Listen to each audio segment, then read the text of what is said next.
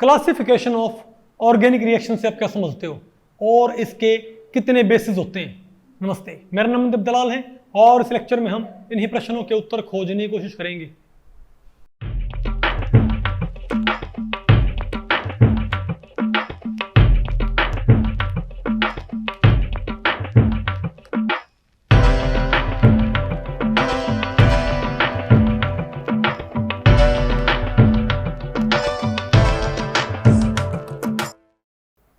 Okay, तो भैया आज हमें क्या पढ़ना है बताओ? Types of organic reactions. देखो हम पढ़ रहे हैं भाई ऑर्गेनिक केमिस्ट्री के बेसिक कॉन्सेप्ट्स। तो आपने क्या पढ़ना है? आपने भाई काफ़ी सारी बातें आपने पढ़ ली।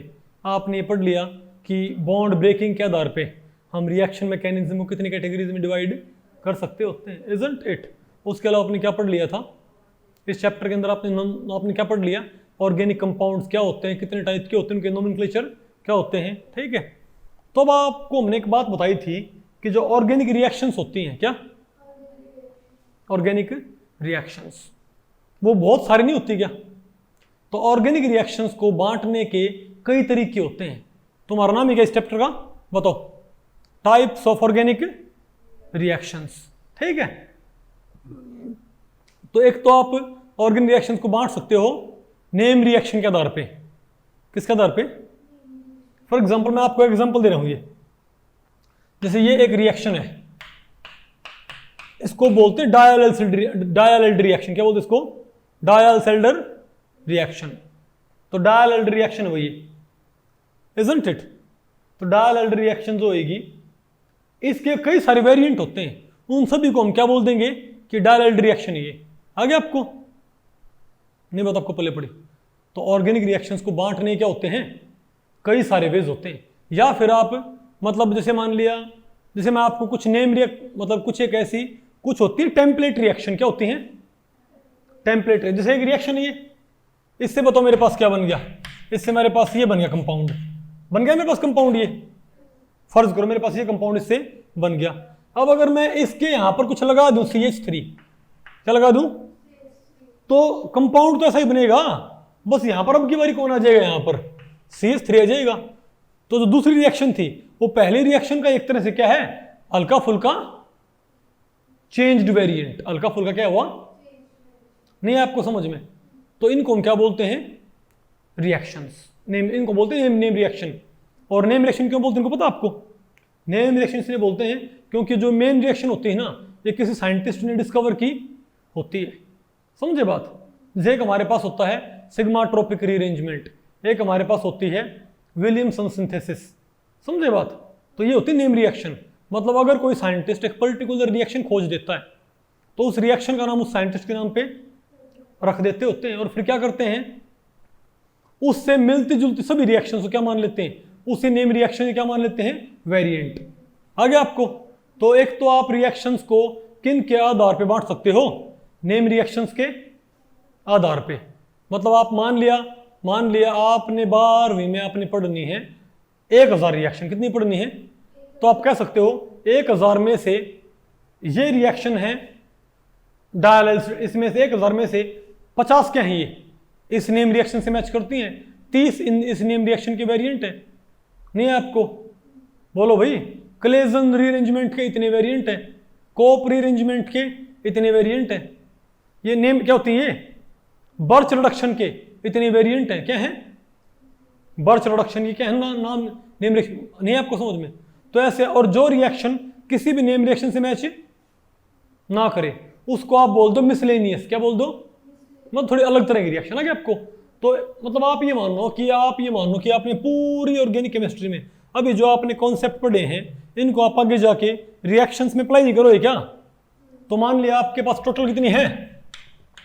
1000 रिएक्शन है जो आपने पढ़नी है इन 12th, मान लो आप। तो इन 1000 रिएक्शंस को मैं कैसे कैसे बांट के पढ़ सकता हूं बताओ? एक तो मैं इनको बांट के पढ़ सकता हूं नेम रिएक्शन के आधार पे कि भाई इन 1000 में से 30 रिएक्शन इस साइंटिस्ट की रिएक्शन से मैच करती हैं, 50 रिएक्शन इस साइंटिस्ट की रिएक्शन से मैच करती हैं। नहीं बात आपको पहले पड़ी? 10 रिएक्शन इस साइंटिस्ट के द्वारा दी गई रिएक्शन से मैच करती हैं। आगे आपको तो ऐसे उनकी आप कैटेगरी बना सकते हो।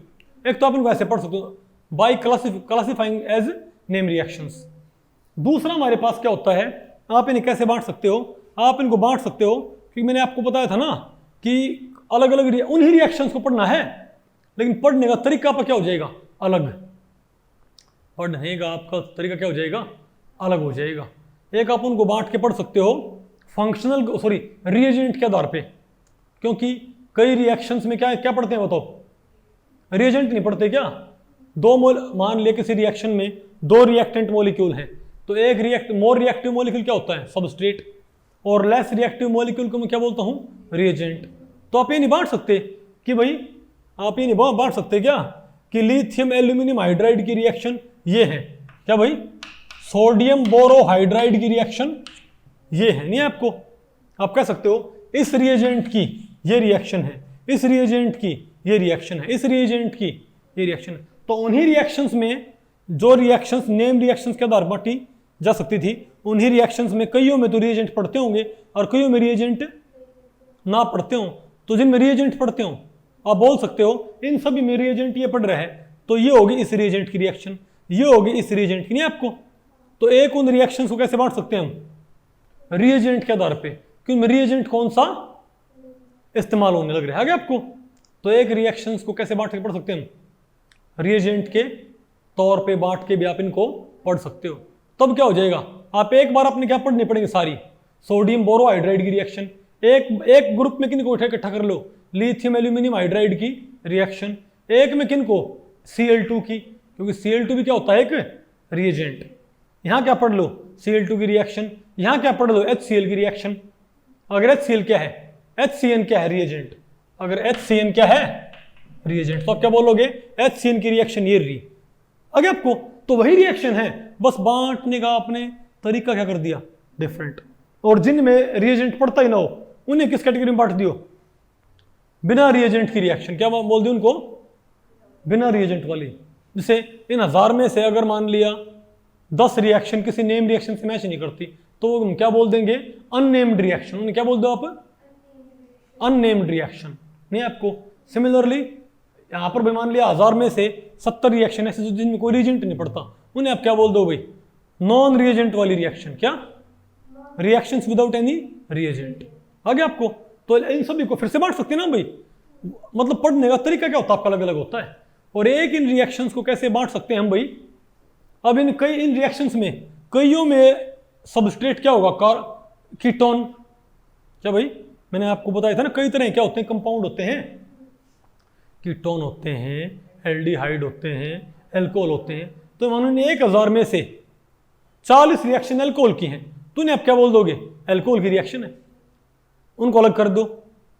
मतलब रिएक्शन वही है, लेकिन रिएक्शंस में रिएजेंट ही पड़ता है, रिएक्शंस में सबस्ट्रेट भी होता है, रिएक्शंस का नाम भी हो सकता है नहीं आपको। तो इन्हीं रिएक्शंस को आप फंक्शनल ग्रुप के आधार पे भी बांट सकते हो। कैसे बांट सकते हो, आप कह सकते हो भाई ये रिएक्शन किसकी है, एल्कोहल की, 1000 में से 40 किसकी हैं, एल्कोहल की, 1000 में से 300 किसकी हैं, कीटोन की, 1000 में से 100 किसकी हैं, एल्डिहाइड की, 1000 में से 50 किसकी हैं, सिंपल एल्केन की, किसकी भाई, 1000 में से 10 किसकी हैं, साइक्लो एल्केन की, नहीं है आपको। तो आप कंपाउंड क्लास के आधार पे भी इनको बांट, फंक्शनल ग्रुप के आधार पे भी इन रिएक्शंस को बांट के पढ़ा जा सकता है, नहीं है आपको भाई। फंक्शनल ग्रुप के आधार पे भी इन रिएक्शंस को बांट के पढ़ा जा सकता है, इजंट इट। कुछ बात आपको पहले पड़ी। तो सिमिलरली भाई इन रिएक्शंस को और बताओ कैसे बांट के पढ़ा जा सकता है।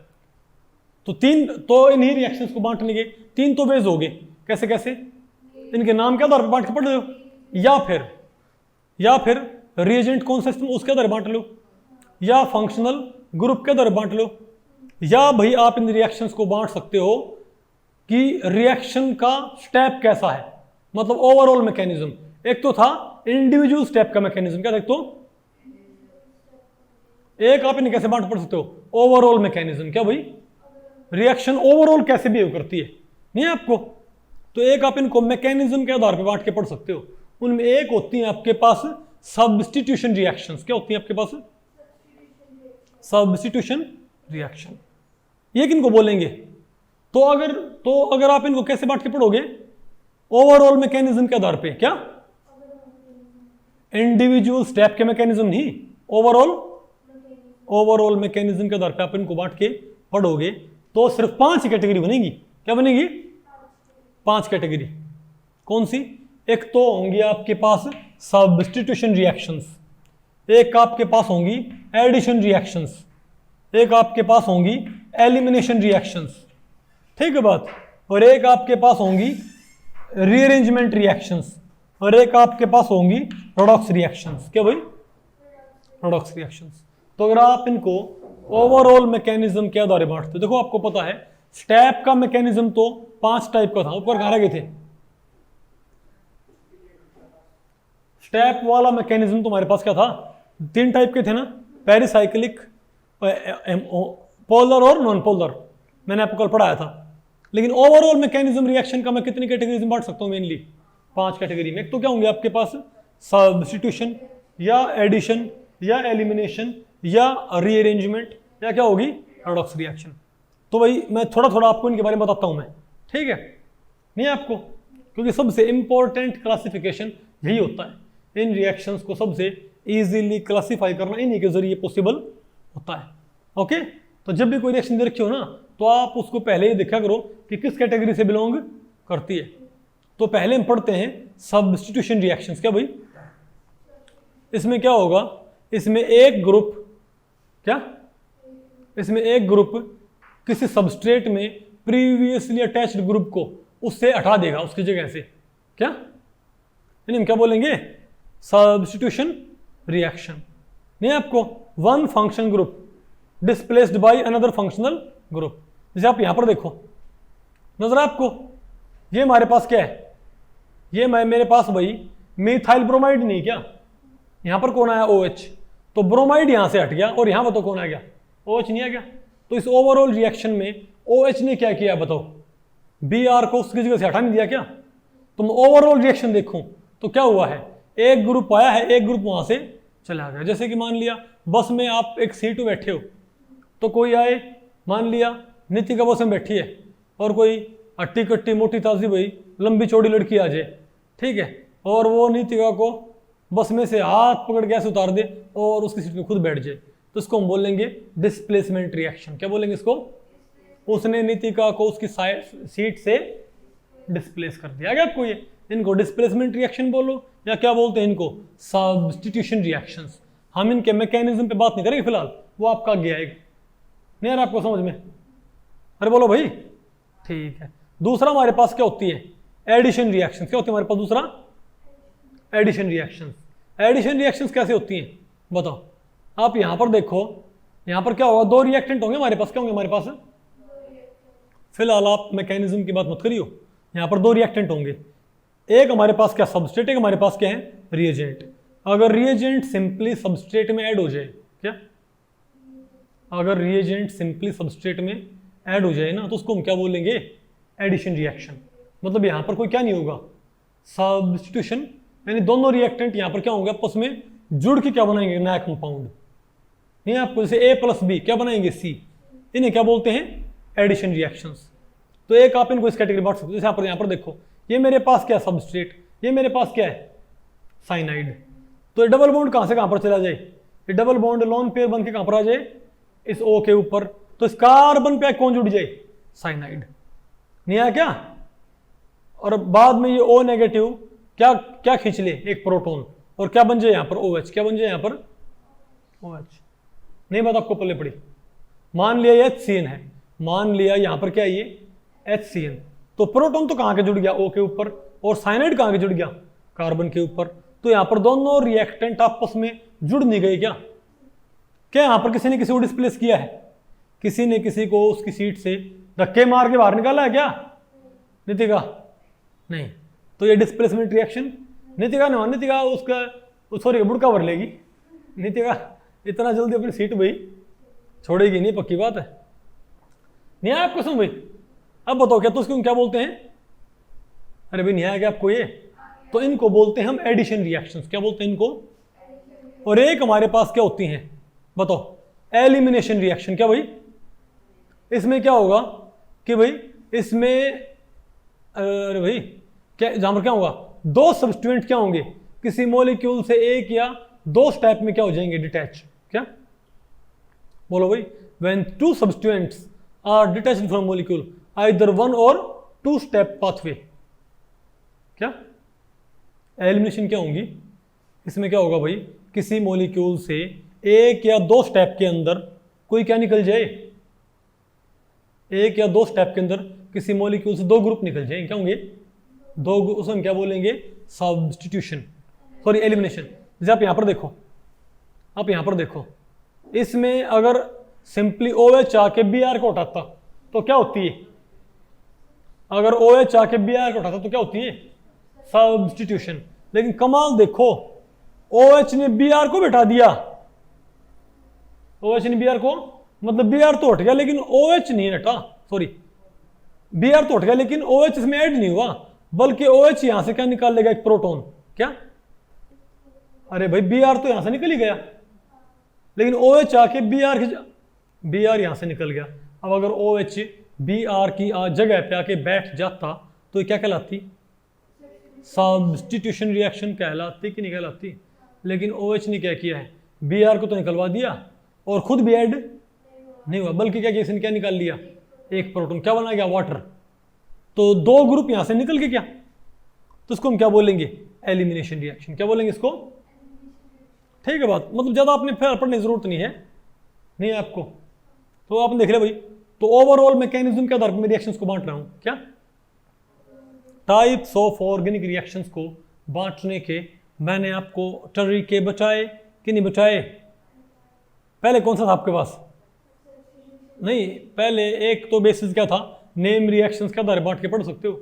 दूसरा, लेकिन वहां पर बहुत सारी कैटेगरी बन जाएंगी। दूसरा हमारे पास क्या बेस था, रिएजेंट के आधार पे। तीसरा आप क्या पढ़ सकते हो, फंक्शनल ग्रुप के आधार पे। चौथा आप क्या पढ़ सकते हो, ओवरऑल मैकेनिज्म के आधार पे, कि रिएक्शन में सब्स्टिट्यूशन हुआ है, एलिमिनेशन हुआ है, एडिशन हुआ है, क्या हुआ है, नहीं है आपको। और एक हमारे पास क्या होता है, चौथी हमारे पास क्या कैटेगरी होती है, रीअरेंजमेंट रिएक्शन। इन रीअरेंजमेंट रिएक्शन में क्या होगा, यहां पर कोई रिएजेंट नहीं आएगा। क्या, यहां पर कोई रिएजेंट, या आप ये कह सकते हो कि मॉलिक्यूल खुद ही कैसे बिहेव करेगा, सबस्ट्रेट और मॉलिक्यूल खुद ही कैसे बिहेव करेगा, मतलब बाहर से कोई रिएजेंट यहां पर नहीं आएगा। फॉर एग्जांपल, अगर मैं आपसे एक बात पूछूं, मैं एक रिएक्शन